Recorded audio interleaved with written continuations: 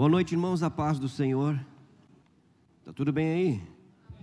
Aleluia. Nós estamos falando sobre os 3 aspectos da cruz. Antes de entrarmos propriamente na lição, sobre mensagem da cruz e o caráter cristão, o poder da mensagem da cruz e o caráter do homem. Nós falamos só para nós relembrarmos. Se houver aqui alguma dúvida, alguma coisa, os irmãos falem, porque a gente pode parar um pouquinho e recapitular.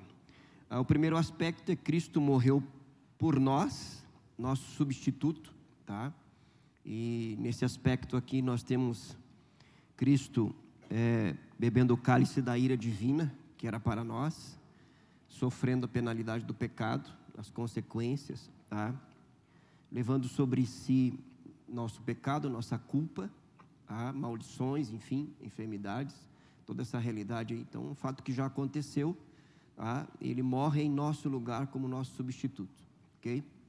E aí nós temos a salvação, nós temos a justificação em Cristo Jesus, Isso é um fato e uma realidade, essa é a nossa posição em Cristo. O segundo aspecto é que Cristo, que nós morremos com Cristo, E aí ele se torna o nosso libertador, ok? Então nós somos libertos da culpa, do poder do pecado. O pecado não é mais nosso Senhor. Nós estamos sendo libertos da prática do pecado, que aí entra a questão da santificação, O processo de santificação só se dá no regenerado. Quem não nasceu de novo não entra nesse processo, Precisa passar pela regeneração. Então Cristo é o nosso libertador, Nós somos libertos do poder do pecado, nós estamos sendo libertos da prática do pecado e seremos libertos da presença do pecado na glorificação, no novo corpo, para o novo céu, a nova terra. Somos libertos também, Ele nos libertou do império das trevas. Isso é muito importante também, não é menos importante do que ser liberto do pecado, E nessa libertação, que a Bíblia usa, por exemplo, o termo de redenção, em que há uma compra, Ele nos tira debaixo de um jugo do senhor do pecado, do senhor do império das trevas, e nos coloca debaixo do seu governo e da sua autoridade, Isso implica também numa nova posição. Nós agora estamos assentados com Cristo nas regiões celestiais acima de todo principado e potestade. Então há uma autoridade que nos foi conferida, Essa autoridade é para a igreja do Senhor Jesus Cristo. Preste bem atenção que essa autoridade não tem nada a ver com função no corpo, Às vezes as pessoas confundem isso, porque não, o pastor, o evangelista, me ajuda aí, o líder, seja lá de ministério, eles têm uma mais autoridade do que o membro comum. Nesse aspecto aqui, de posição, de autoridade espiritual, foi dada à igreja. Todo membro do corpo de Cristo tem essa autoridade. Essa autoridade foi conferida por Cristo. Nós ocupamos a mesma posição, A única diferença é a nossa função no corpo. Os irmãos entendem isso? Então não existe esse negócio de diferença, um mais do que o outro. Isso não existe, ok? Isso é invenção. Biblicamente falando, a nossa autoridade é a mesma. Claro que funções diferentes vão trazer aspectos e manifestações diferentes da graça e da ação do Espírito Santo de Deus, ok? Os irmãos conseguem entender isso? É fundamental, porque não há aqui no corpo hierarquia. Há, na verdade, funções, cada um ocupando a sua função, o seu lugar no corpo, sendo Cristo o cabeça, ok? Então Cristo morreu, nós morremos com Cristo, Ele é o nosso libertador. Agora o terceiro aspecto, esses 2 primeiros aspectos aqui, nós, digamos assim, nós somos participantes, com Cristo. Aquilo que Ele fez por nós, nós recebemos pela fé. O terceiro aspecto também nós vamos viver pela fé, que é em Cristo nós vivemos a nossa morte para o mundo, para a carne, para o diabo, Isto é, agora nós somos aquele que vamos, digamos assim, exteriorizar esta experiência de salvação e de redenção através de uma consagração. E essa consagração, ela é um ato único, tá? Nós não nos consagramos todos os dias, é uma vez só. E ela se evidencia à medida que nós vamos vivenciando essa realidade. Se não, vejamos, vamos lá para Romanos capítulo 12, que é um dos textos que está na lição também. Romanos, esse é o terceiro aspecto da cruz, tá? Nós morremos, a nossa morte para Ele. Então, Romanos 12, 1 e 2, alguém leia para nós, preste bem atenção, por ser um texto conhecido, às vezes nós passamos pelos detalhes, mas é importante nós nos fixarmos a partir de agora nesse aspecto aqui. Romanos capítulo 12, verso 1 e verso 2. Rogo-vos, pois, irmãos, pelas misericórdias de Deus, que apresenteis o vosso corpo por sacrifício vivo, santo e agradável a Deus, que é o vosso culto racional. E não vos conformeis com este século, mas transformai-vos pela renovação da vossa mente, para que experimenteis qual seja a boa, agradável e perfeita vontade de Deus. Bom, Paulo usa uma linguagem aqui de sacrifício, tá? Que ele, na verdade, está, digamos assim, explicando o que Jesus falou. O que Jesus disse: se alguém quer ser meu discípulo, negue-se a si mesmo, dia a dia tome a sua cruz. Cruz na Bíblia, e principalmente nos lábios de Cristo e no ensino das cartas do Novo Testamento, cruz é símbolo de morte, de sacrifício, de renúncia, de entrega. Isso é cruz. Não há vida cristã sem cruz, sem renúncia, sem morte para o mundo, para o pecado, para o diabo, sem devoção exclusiva para Deus. Isso é cruz. A vida cristã, ela se exterioriza, exatamente nesse aspecto. Olha o que Paulo, a terminologia de Paulo aqui: rogo-vos, pois, irmãos, pelas misericórdias de Deus, que apresenteis. Essa ideia aqui de apresentar, que é justamente colocar no altar aqui o vosso corpo por sacrifício. Paulo está falando aqui de uma consagração definitiva. Eu não pertenço mais ao mundo, eu não pertenço mais ao diabo, eu não pertenço mais a mim mesmo, eu pertenço àquele que me comprou. Eu sou propriedade exclusiva de Deus. A única maneira de eu viver intensamente, plenamente, profundamente a vida cristã é eu estar consagrado a Ele. É um sacrifício.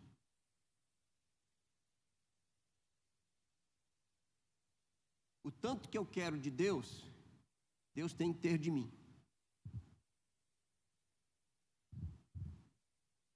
Eu quero ser cheio do Espírito. Deixe que Deus tome completamente a sua vida.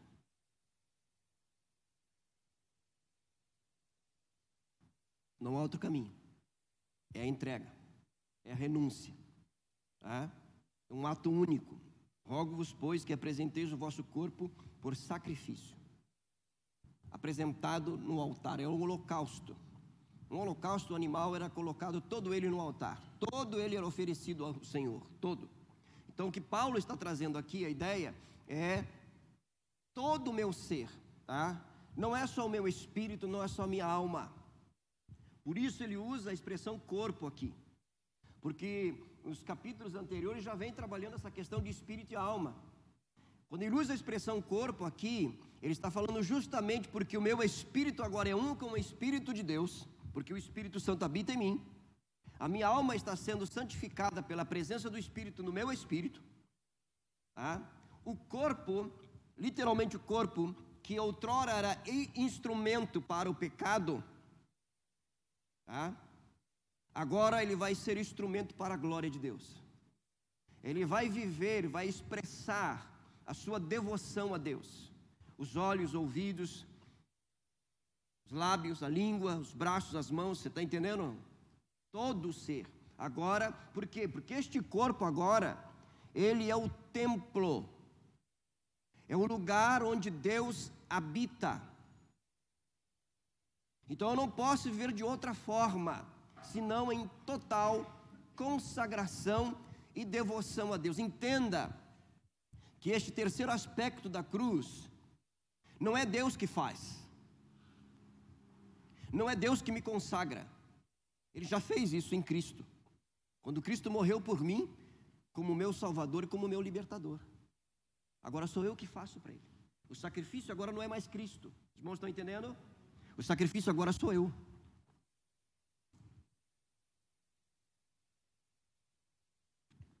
O altar agora é a cruz da renúncia, da abnegação. O que eu precisar renunciar por amor ao meu Senhor, eu vou fazer. Por quê? Porque eu pertenço a Ele. Aí ele vai dizer assim: rogo-vos, pois, irmãos, que apresenteis o vosso corpo como sacrifício vivo, santo e agradável a Deus. Aí ele vai dizer assim, ó, que é o vosso culto racional, tá? Ou espiritual, ou mental, porque ele está trazendo aqui a ideia de uma mente, tá, totalmente rendida a Cristo. Esse culto aqui é o nosso viver diário. O que Paulo está dizendo: uma vez que eu estou consagrado a Deus, tudo que eu fizer e não fizer gira em torno da pessoa de Deus. Por exemplo, eu vou, como ele escreve aos Coríntios, né? Se não me engano, 1 Coríntios capítulo 10, verso 30, se não me foge a memória. Quer comais, quer bebais, façais outra coisa qualquer, fazei tudo. Então tudo é para a glória de Deus. Eu vou fazer para que Deus seja glorificado, seja engrandecido, seja exaltado, seja adorado. Isso é adoração, é o meu dia a dia, não é um culto aqui na igreja. Eu já tenho que vir para cá, quando tem culto público, tá? Com essa posição de adoração, de culto a Deus. É o meu sacrifício, eu sou o sacrifício agora, tá? Deus habita em mim. Então tudo que eu fizer, não existe para nós, irmãos, isso é santo, isso é profano, né? Não, o culto a Deus, o culto público aqui domingo, né? Ou o culto de ceia, seja lá o que for, esse dia é um dia especial. Agora, de segunda a sexta eu trabalho, não é tão especial. Não existe isso. Tudo é para Deus. É isso que Paulo está falando aqui. Se eu não viver dessa forma, preste atenção, se eu não viver dessa forma, mesmo salvo, eu vou viver um dualismo.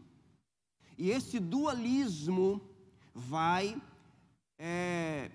ser nocivo para a minha espiritualidade. O que é o dualismo? Esse dualismo, o apóstolo João, no Evangelho de João, nas suas cartas, ele combate, que é o gnosticismo, né? O que esse dualismo fala, do gnosticismo fala? É o seguinte, né? O espírito e a alma, né? Eles são puros, santos. O corpo, tu pode fazer o que quiser com o corpo, porque o corpo, ele não presta. Então eles tinham os seus cultos, os seus rituais, né? E se santificavam, e oravam, e jejuavam, mas depois saíam dali e faziam qualquer coisa com o corpo, porque o corpo não prestava. Esse dualismo. Quer ver um outro dualismo, trazendo para uma questão mais prática assim, né? Eu venho para o culto domingo, né, e cultuo, louvo e adoro, mas segunda-feira no trabalho eu vivo de qualquer jeito, porque eu trabalho, entendeu? Deus não se importa com o meu trabalho. Eu estou lá num ambiente que a maioria não é cristão, então eu posso viver de qualquer jeito, porque aquilo ali não agrada a Deus. Não, esse dualismo não existe para nós. O que Paulo está falando aqui, esse aspecto da cruz, é que eu agora consagrado a Deus, com a mesma intensidade, preste atenção, com a mesma intensidade, com o mesmo fervor, que aqui no domingo eu canto, eu oro, eu ouço a palavra, né? Eu me abro para a presença de Deus. Essa mesma intensidade, essa mesma intenção de glorificar a Deus, eu devo usar quando eu estou trabalhando. Qual a sua profissão? Você acha que a sua profissão é apenas algo natural? É diferente da minha? Ah, mas pastor, o senhor é pastor, o senhor tem uma vocação. Mas você também tem uma vocação. Porque o seu trabalho e a sua profissão é uma vocação. Isso é a imagem de Deus na sua vida. Então você não pode trabalhar como se fosse um profano. Alguém que não conhece a Deus. Não, lá no meu trabalho lá é palavrão, sabe, é conversa torpe, é piada suja. Porque aqui na igreja não. Aqui na igreja é salmos, hinos, cânticos de louvor. Isso é dualidade, irmãos. Isso não é devoção a Deus. A cruz, o terceiro aspecto da cruz, ele vai remover essa dualidade. O meu linguajar é o mesmo aqui e lá fora.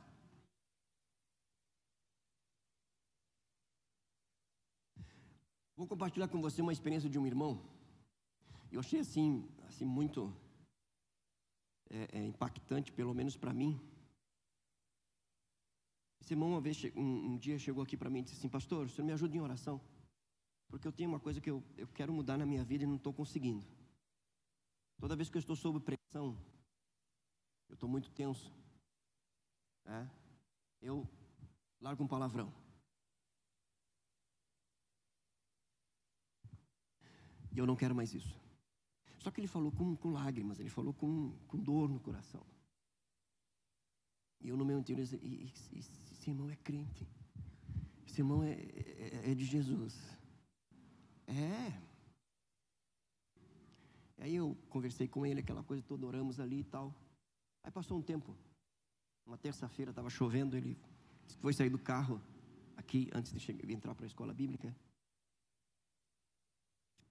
Escapou a porta e a porta bateu na perna dele, cortou a perna dele. E a primeira palavra que saiu dos seus lábios foi misericórdia. Sabe o que Jesus disse? A boca fala que o coração... Parece que esse tipo de testemunha entre nós, ele não é tão valioso, tão grandioso e sublime como se alguém fosse curado de um câncer, que é tanto quanto. Só que isso tem a ver com caráter. Pessoas vão ser curadas de câncer, paralíticos vão andar, cegos vão ver, surdos vão ouvir, mudos vão falar em nome de Jesus, mas boa parte deles vão continuar caminhando sãos para o inferno. Mas quem se importa com o seu caráter e quer se parecer com Cristo, esse passou pela regeneração e está vivendo essa realidade sem saber, sem entender teologia, sem entender, mas ele está vivendo o terceiro aspecto da cruz. Eu quero glorificar a Deus, eu quero honrar a Deus, porque eu pertenço a Deus.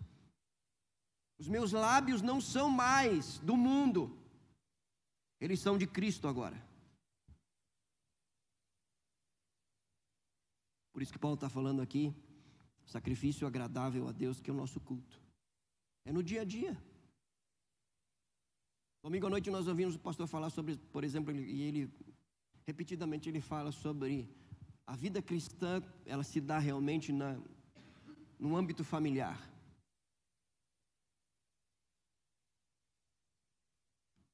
Porque lá não tem máscara. Entendeu? Você quer conhecer o Júlio?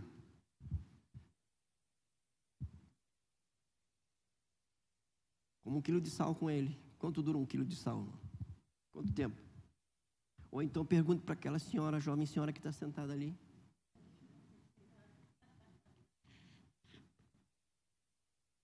Em um aconselhamento, alguém disse assim para ela: ei, irmã Ângela, deve ser uma bênção ser casada com um pastor, né?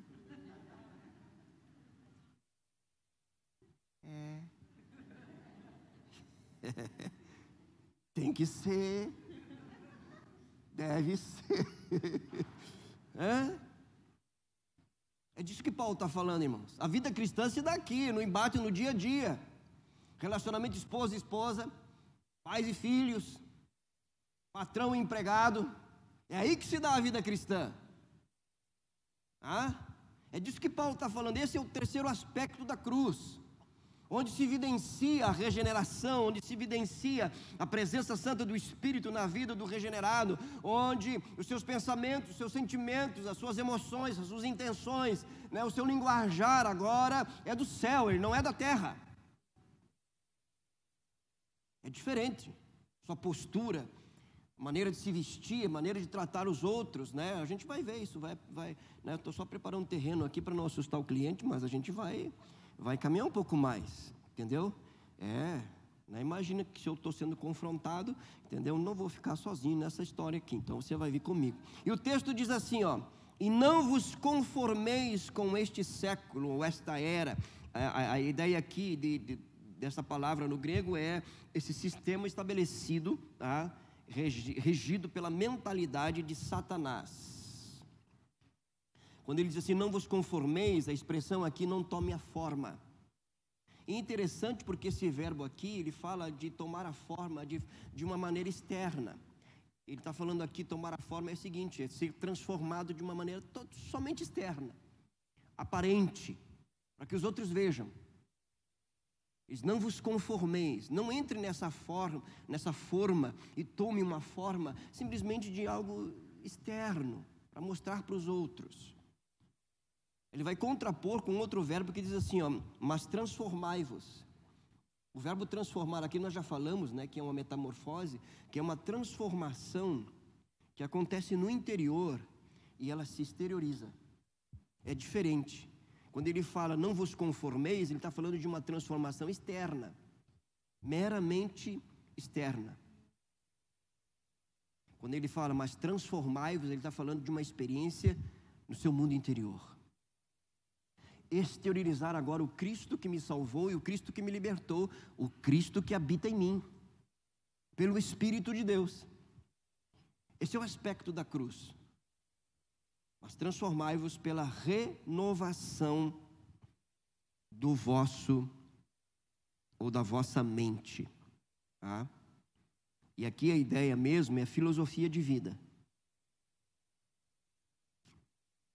Que todo pensar está agora alinhado com a palavra de Deus. Sobre qualquer assunto, irmão. Qualquer assunto. O pessoal no seminário, a gente está falando sobre assuntos assim, e de repente alguém, pastor, qual que é a sua opinião sobre tal coisa? Professor, o que o senhor tem a dizer sobre tal assunto? E minha resposta é sempre a mesma. Eu não tenho nada, mas o que a Bíblia diz? Vamos ver o que a Bíblia diz? Por quê? Porque a transformação da mente se dá pela renovação da palavra de Deus. É o que a Bíblia diz, não é o que eu penso, não é a minha opinião. Esse é o aspecto da cruz. Trazer para si, porque nós temos a mente de Cristo. O que é a mente de Cristo? É a palavra. Agora, para que eu viva isso, eu tenho que... Lembra das disciplinas lá? Leitura, meditação, memorização da palavra de Deus. Mas tem que ser debaixo da ação do Espírito, porque o Espírito de Deus, ele usa a palavra para transformar a nossa mente. Então não basta você entender, compreender e conhecer, porque você leu, porque você ouviu, porque alguém falou e lhe ensinou. Isso tem que ser algo transformador na sua vida. Você tem que passar por essa experiência transformadora. Senão vai chegar um tempo em que você, por exemplo assim, abra sua Bíblia em Romanos 12, 1 e 2. Isso aí eu já sei. Eu já sei o que ele vai falar. Eu já sei.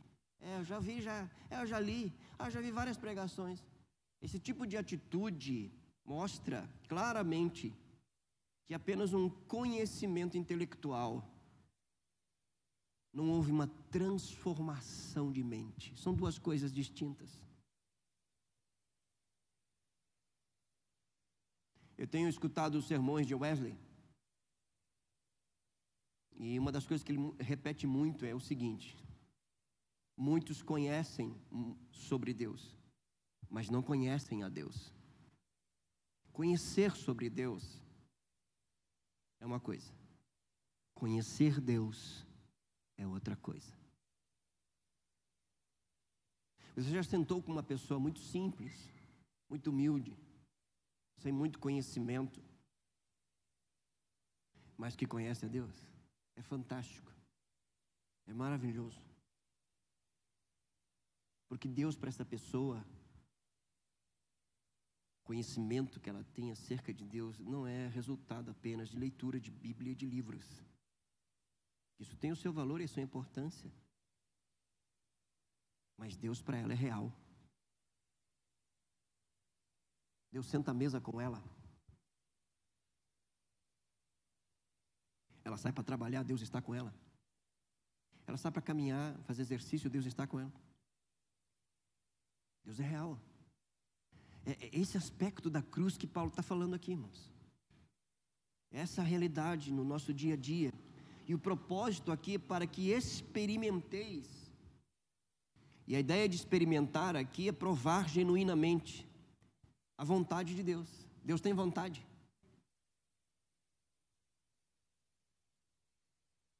Por exemplo, uma das vontades de Deus, Deus quer que todos sejam salvos e cheguem ao pleno conhecimento da verdade. Isso é uma das vontades de Deus.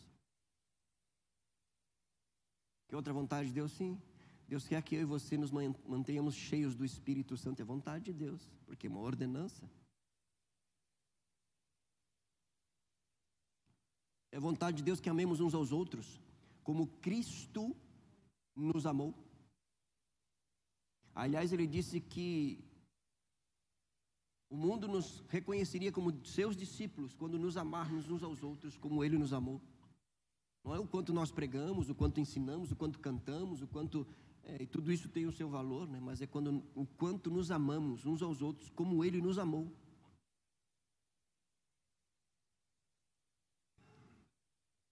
Então esse aspecto da vida cristã, ele é um pouco mais profundo.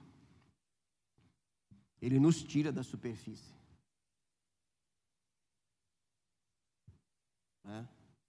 Ele mexe com o nosso interior. E os que Deus tem para nós. Nós estamos em constante transformação. Porque a boa obra que Ele começou em nós, Ele é fiel, graças a Deus, porque Ele é fiel. Já pensou se Ele, na terceira vez que a gente falhasse, Ele desistisse de nós? Mas a pessoa mais interessada em que nós cheguemos à estatura de Cristo é aquele que nos comprou e nos selou com seu Espírito. Então, irmãos, há aqui uma urgência, há um chamado solene aqui para a essência da vida cristã. Em muitos dos seus livros, A. W. Tozer diz o seguinte: o mais terrível de todos os enganos é chegar naquele dia com a certeza de que você vai entrar pelos portais dos céus. Você vai ouvir: apartai-vos de mim, não vos conheço. Esse é o mais terrível de todos os enganos. E é muito fácil nós nos enganarmos, porque nós usamos uma linguagem evangélica, um comportamento, mas às vezes nos perdemos na questão principal, que é a essência. A hora que o Marco estava dirigindo a oração aqui, eu perguntei para Deus: Deus, se eu fosse procurar pelo meu coração agora, onde eu acharia?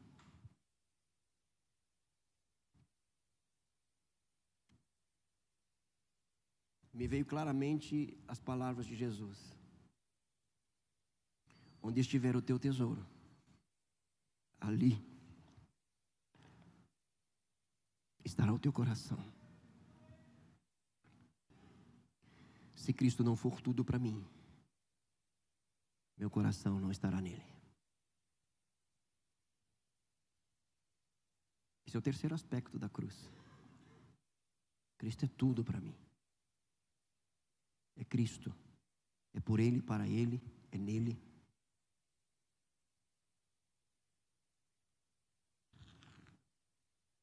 Mas para isso, irmãos, eu tenho que viver a renúncia.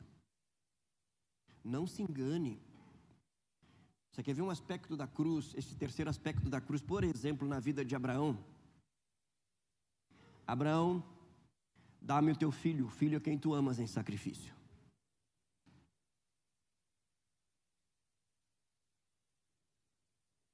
Dá-me o teu filho. Eu olho esse texto e fico pensando, se Deus dissesse assim: Júlio, me dá o teu filho, teu único filho, Daniel, a quem tu amas. E é interessante porque Abraão, o texto sagrado diz que imediatamente tomou rumo com seu filho para oferecer a Deus em sacrifício.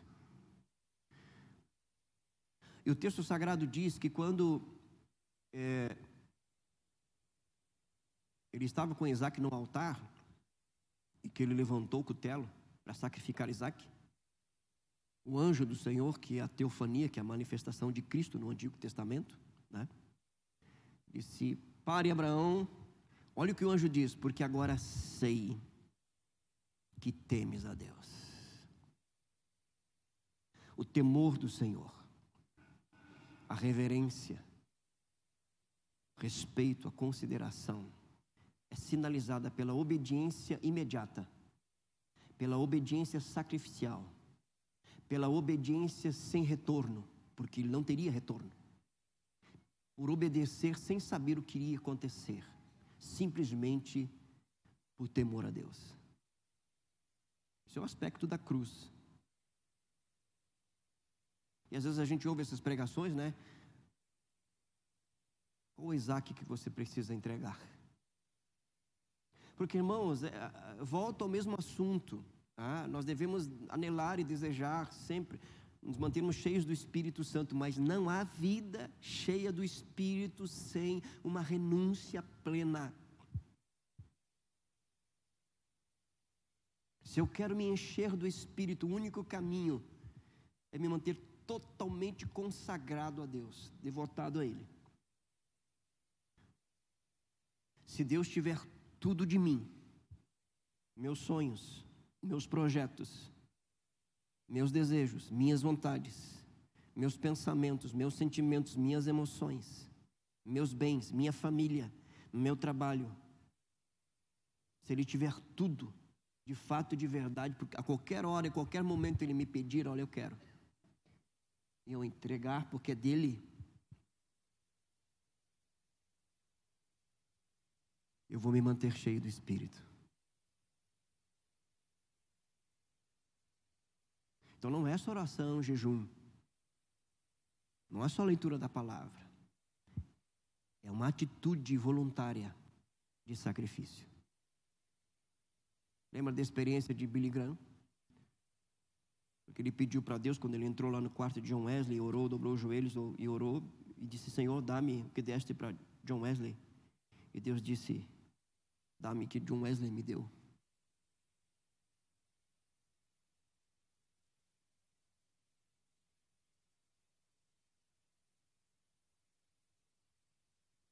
Nós olhamos para Cristo, nunca pecou, nem dolo se achou nos seus lábios, mas foi para a cruz no nosso lugar, em obediência ao Pai.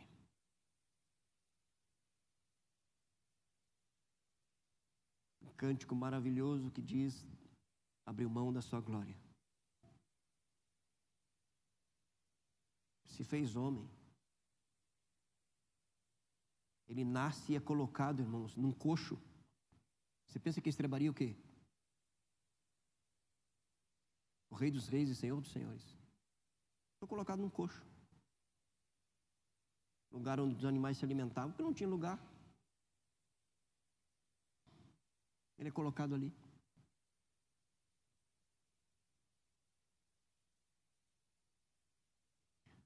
Entenda o seguinte: a única maneira de viver a experiência gloriosa da ressurreição é passar pela experiência da cruz. Sem cruz não há ressurreição.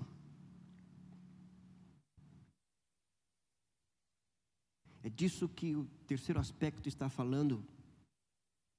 e chama a nossa atenção nesta noite. Quer ver uma coisa? Olha só. Vamos lá, por exemplo, para Colossenses capítulo 3.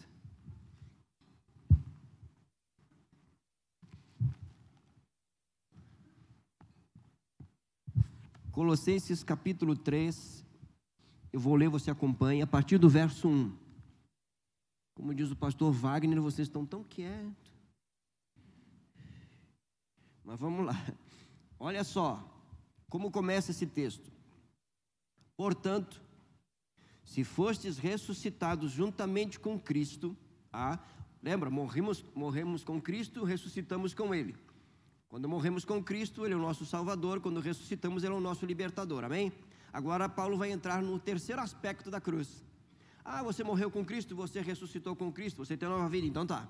Então, por essa razão, buscai, Colossenses 3, 1. Buscai as coisas lá do alto, onde Cristo vive assentado à direita de Deus. Pensai nas coisas lá do alto, não nas que são aqui da terra. Então tem duas atitudes aqui que são nossas.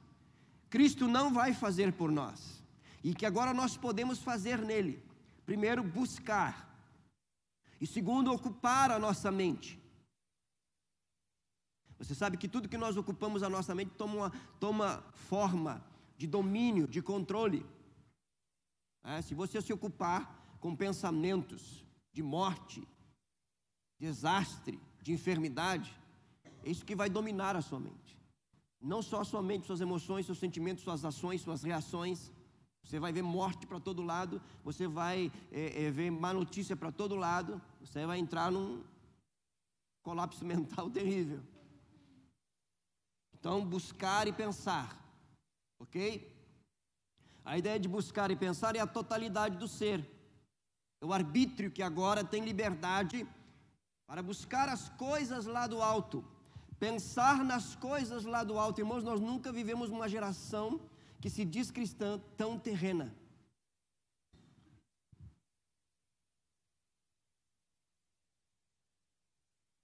Olha o que o texto diz. Por que razão? Paulo responde, verso 3. Porque morrestes. Olha a cruz aqui. E a vossa vida está oculta juntamente com Cristo em Deus. Quando Cristo, que é a nossa vida, quem é a nossa vida? Se manifestar, está falando da sua vinda, então vós também sereis manifestados com Ele em glória. Agora ele começa na prática aqui, o terceiro aspecto da cruz. O que significa buscar as coisas lá do alto e pensar nas coisas lá do alto? Ele diz, fazei pois morrer a vossa natureza terrena. Prostituição, impureza, paixão lasciva, desejo maligno e avareza, que é idolatria. Tem que fazer morrer. Quem tem que fazer morrer? Cristo. Não, sou eu. Eu que tenho que fazer. Agora eu posso. Antes não podia. Porque tanto a prostituição, como a impureza, como a paixão lasciva, como o desejo maligno e a avareza, me dominavam. Por quê? Porque eu era escravo do pecado. Eu estava sob o jugo de Satanás. Eu estava morto espiritualmente. Agora não. Cristo me salvou. Cristo me libertou. O Espírito de Deus habita em mim. Agora eu posso. E porque eu posso, eu vou obedecer, eu vou aplicar a cruz nesta realidade, fazer morrer, uma vez que nós somos separados, né? Como é que você faz com que alguém morra? Por exemplo, não alimentando, não dando suprimento. Essa é a ideia. Não cultivando. Vai morrer. Então, para o nascido de novo, isso aqui é repetitivo, mas importante. Não existe prática pecaminosa que ele não possa vencer. Porque o pecado não é mais o seu senhor. Ele pode agora vencer qualquer prática, qualquer fraqueza, eu tenho problema com a avareza. Eu sou avarento. Quanto mais eu tenho, mais eu quero. E não empresto para ninguém, não dou para ninguém, porque eu penso que eu vou levar tudo comigo. E o texto diz que isso é idolatria. Aliás, todos os pecados são ídolos.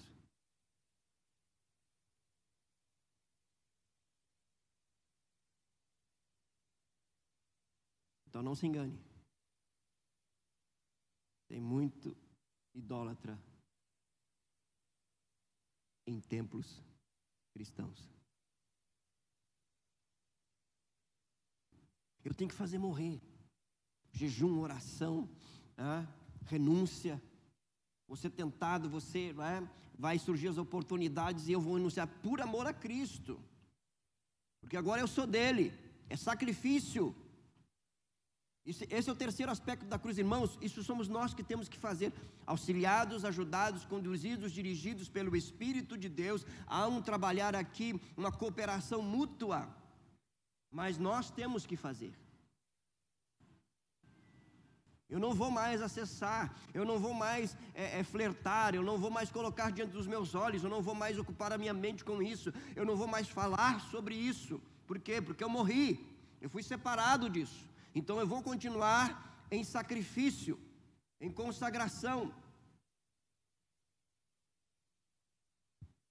Toda prática, todo ambiente, toda amizade que me induz. O povo não quer, sabe? A maioria, não, está tudo certo. Acha que só oração e jejum vai resolver.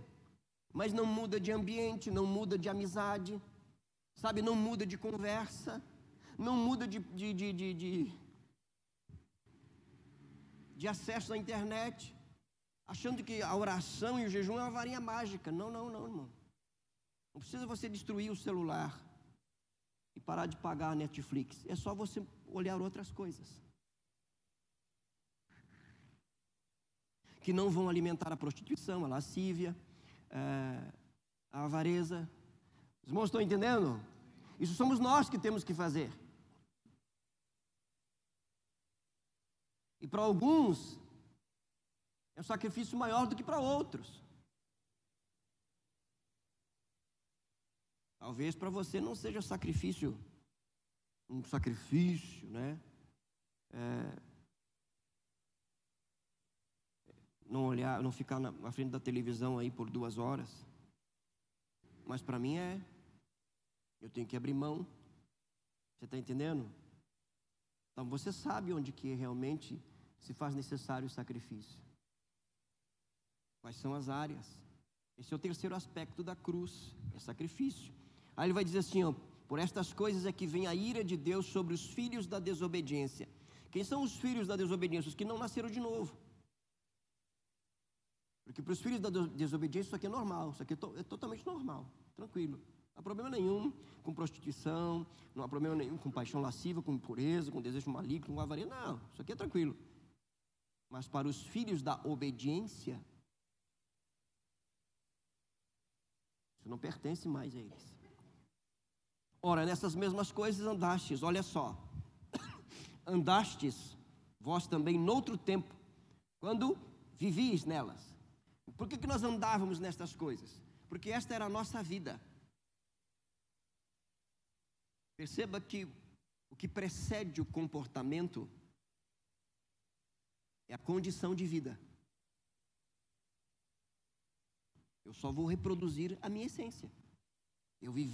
Eu andava nestas coisas, eu praticava, andar é praticar, eu tinha esse estilo de vida, porque esta era a minha vida.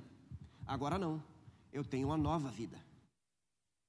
Eu vivo agora para Deus, para a glória de Deus. Eu não vivo para mim, eu vivo para Ele. Então, o que Ele abomina, eu abomino. O que Ele odeia, eu odeio. O que Ele ama, eu amo. Com o que Ele se alegra, eu me alegro. Com o que Ele se entristece, eu me entristeço. Com o que Ele se cala, eu me calo também.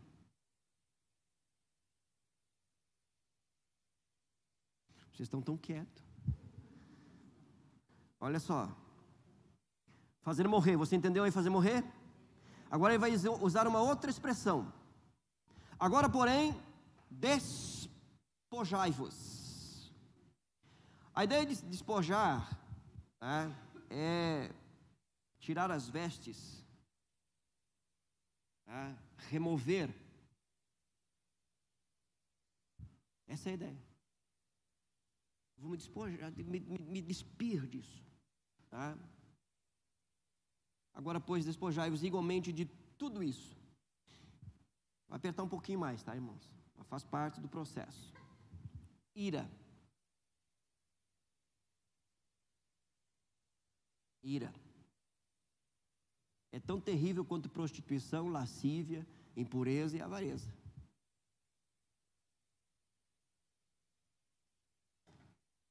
E às vezes eu bato no peito aqui, né? Porque eu não me prostituo, eu não adultero. Mas a minha esposa não pode falar comigo quando eu estou irritado.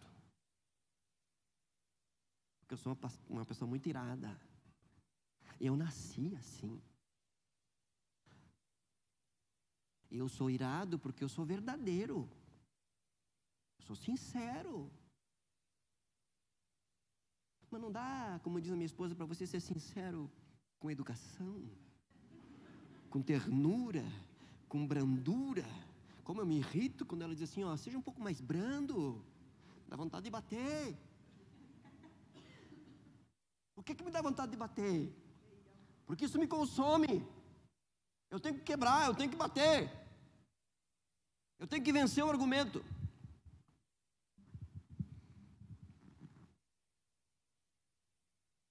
Eu tenho que me despojar da ira. Aí como o pastor é amoroso. Mas eu tenho que me despojar da ira. Eu tenho que me despojar de que mais? Indignação. Tudo me indigna. Má vontade. Não me contento com nada. Se não for do meu jeito, se não for eu que estou fazendo, sabe? Mas eu tenho que me despojar disso. Maldade. Sabe? Jesus disse o seguinte: se os teus olhos forem bons. Sabe como é que se identifica a maldade? Ei, irmão Eduardo, você viu fulano? Está chegando na igreja, olha só. Conhece ele? Terrível. Agora vem para a igreja, irmão Eduardo. Grande que vai falar para o pastor até para se batizar. Safado. Mas eu conheço ele, conheço. Ó, cuidado com ele, irmão Eduardo, hein? Maldade. Maledicência. Sabe que a palavra maledicência, que não é só calúnia e difamação, é um discurso injurioso contra o bom nome de alguém, né? A palavra aqui grega é blasfêmia. E blasfêmia é atribuir a alguém o que não é dela. Eu falo mal. Sabe, irmãos, nós temos que confessar isso para Deus. Eu tenho que me despojar porque eu falo mal dos meus irmãos, eu falo mal dos meus familiares, eu falo mal dos meus colegas pastores.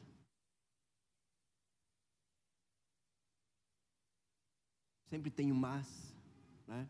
Você viu a pregação do fulano? Foi muito boa, mas maledicência.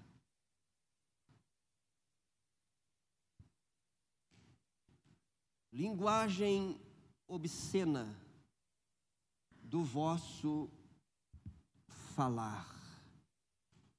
Palavra suja, baixa, conotação sempre de impureza, principalmente na questão sexual. Você conhece alguém assim? Como é que eu posso falar em línguas, orar em línguas, irmãos, ter uma linguagem obscena? Não bate. Alguma coisa está errada. Ou a língua que eu estou falando não é do Espírito, ou a língua que eu estou falando é do Espírito e eu não estou me despojando disso. Aí eu faço o quê? Eu trago escândalo. Pô, como é que pode, irmãos? Deus usou ele em profecia lá, falando em línguas, falando palavrão aí, contando umas piadas terríveis. E até o diabo fica com vergonha. Não, mas não dá nada. Pior é matar, adulterar. Não. É pecado tanto quanto. Eu tenho que me despojar. Isso é cruz, irmãos. Esse é o terceiro aspecto da cruz. Perceba que tudo isso está mexendo com o quê? Com o nosso interior. Não mintais uns aos outros, uma vez que vos despistes do velho homem com os seus feitos. Mas é uma mentirinha. Não é para mentir. Porque o pai da mentira é o diabo. Entendeu? Olha só. E vos revestistes do novo homem, que se refaz para o pleno conhecimento segundo a imagem daquele que o criou. Quem é o novo homem? O novo homem é o regenerado. Então, por exemplo, eu vou me despir da mentira. Como é que eu faço isso? Falando a verdade. Em amor, mas falando a verdade. Eu vou me despir da linguagem obscena. A minha linguagem vai ser santa.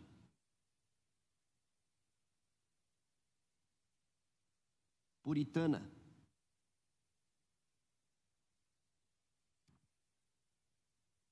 É dessa forma que eu vou aplicar a cruz, irmãos. E é interessante porque quando nós tomamos o propósito de nos despojar destas coisas, aí mesmo que elas brotam do nosso interior, né? Mas isso é bom. Sabe por que é bom? Porque realmente nós estamos num propósito dirigido pelo Espírito de Deus para crucificar tudo isso. Sabe, uma das coisas que uma prática dos os santos, né, os nossos pais nos deixaram, John Wesley, né, e outros tantos, eles tinham um momento de confissão de pecados, mas não é por atacado. Perdoa meus pecados, são muitos, Senhor, são todos. Tu sabes, conhece cada um deles, mas eu me arrependo de todos. Não, Senhor,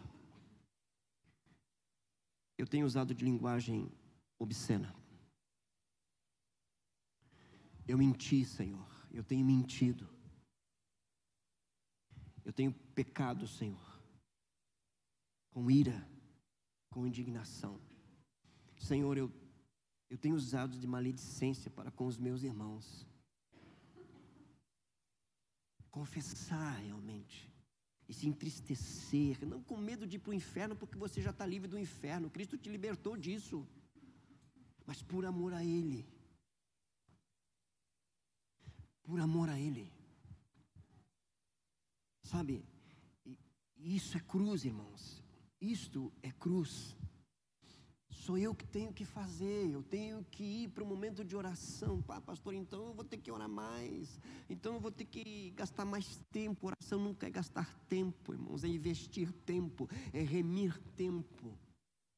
Eu tenho que me retirar e dizer, Senhor, eu tenho falado mal, Senhor, eu tenho me ocupado com pensamentos impuros, profanos.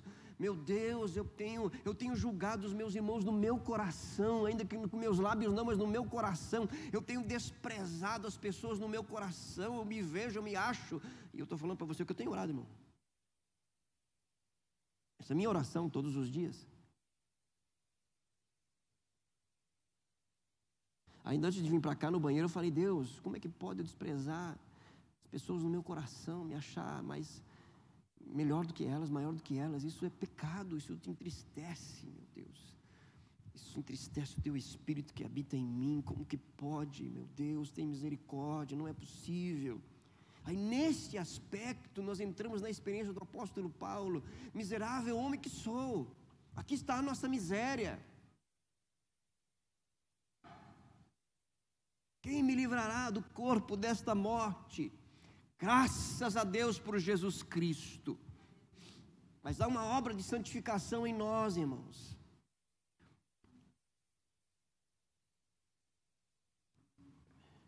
Sabe, antigamente era muito comum a gente, culto de ceia, o pessoal se retirar para confessar pecado e vir para o culto, né? Isso era, por um lado, era bom. Qual que era o lado ruim disso? Que era só no culto de ceia. Mas hoje, irmãos, nem no culto de ceia, para a grande maioria. Nós confessamos assim: Senhor, olha, pequei, meu Deus, contra ti, fiz o que é mal perante os teus olhos, meu Pai, tem misericórdia. Não, Senhor, eu vou me deter aqui, Senhor. Eu quero arrependimento, Senhor.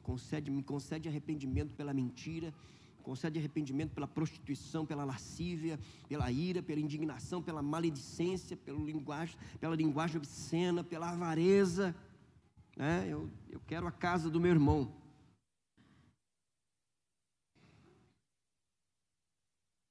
Eduardo, tua casa, show de bola, irmão. Eu quero uma casa assim. Não, na verdade eu não quero uma casa assim, eu quero a tua casa. Aí racha o vidro assim, a parede, né, fica de um lado. O que é isso aí? Isso aí é olho gordo. Isso é avareza. Sabe? Eu quero ter para mim. Mas eu não quero pagar o preço que ele pagou. De economizar, de se organizar financeiramente, de pedir direção para Deus. Esse é o avarento. Eu quero pronto. Jefferson, né? O açougue lá, Emanuel. Consegue uma vaga lá do gerente, irmão. De dono? Não. É porque... Nossa, mas o negócio está bombando lá, hein? Eu quero. Sabe, irmãos, nós precisamos trazer isso para fora. E aí é que se dá a ação graciosa do Espírito de Deus, irmãos. É aí que se dá a semelhança com Cristo. A vida cristã, na sua essência, se dá justamente aí. Sabe? Pois não, irmã Mãe, pode falar, o microfone ali, por favor. Irmã Maria ali. Quem vai falar? Pastor, esse dia teve uma situação no meu trabalho. Eu estava sabendo de toda o vucu-vucu que tinha, né? E como eu sou mais antiga no trabalho, o patrão veio perguntar para mim o que era a verdade e o que era a mentira. Só que a pessoa que falou tudo, a mentira, ela está numa situação bem difícil de vida. Está passando quase uma necessidade. E ela veio e me disse assim, não conta a verdade para ele, porque ele vai me botar na rua. E ele veio e me perguntou e disse assim, Maria, o que aconteceu de verdade? Eu fiquei quieta. Eu omiti isso aí. Isso aí seria uma mentira? Foi uma omissão. Sim. A omissão é um dos aspectos da mentira. É um dos aspectos da mentira, omissão. Irmã Maria, todos nós lutamos com isso. Quando a gente fala aqui, e foi muito boa a sua colocação, porque, principalmente para quem está falando aqui, né, e às vezes a Ângela chama a minha atenção em relação a isso, que eu falo de uma maneira como se eu não sofresse esse tipo de tentação, ou como se eu nunca tivesse omitido alguma coisa. Mas a bem da verdade é que essa é a luta de todos nós.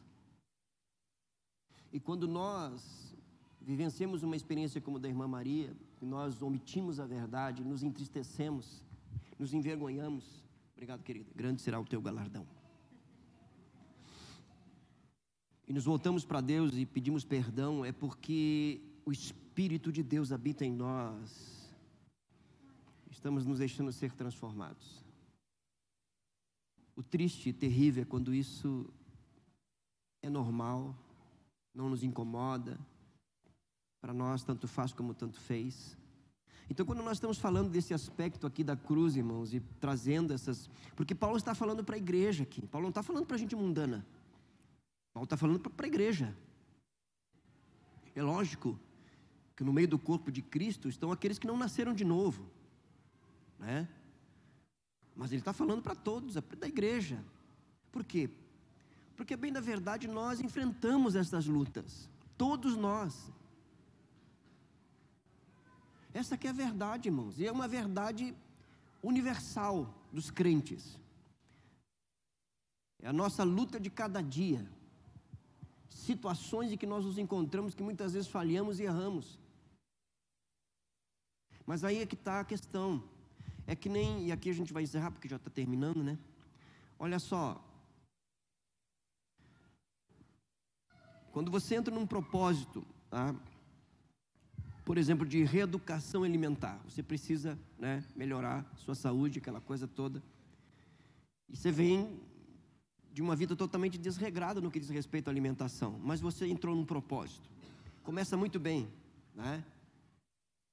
Mas lá, depois de 2 semanas, em algum momento você falha, você erra, né? Comeu o que não devia, comeu demais. E vem aquele sentimento de frustração, de decepção, né? Juntamente com isso, a tentação de desistir e pensar assim, eu não mudei. Olha só, você desconsidera todo um tempo de disciplina por um erro, por uma falha. Sabe o que é isso? Essa é a acusação de Satanás. Quando nós tomamos o propósito de aplicar a cruz de Cristo em nossas vidas, e nós estamos caminhando muito bem e de repente falhamos, porque nós vamos falhar. Eu falei isso para alguém que está num aconselhamento, e pastor, eu oro, peço para Deus que eu não falhe, que eu não erre. Se você está orando errado, e Deus não vai ouvir a tua oração, você vai errar, você vai falhar.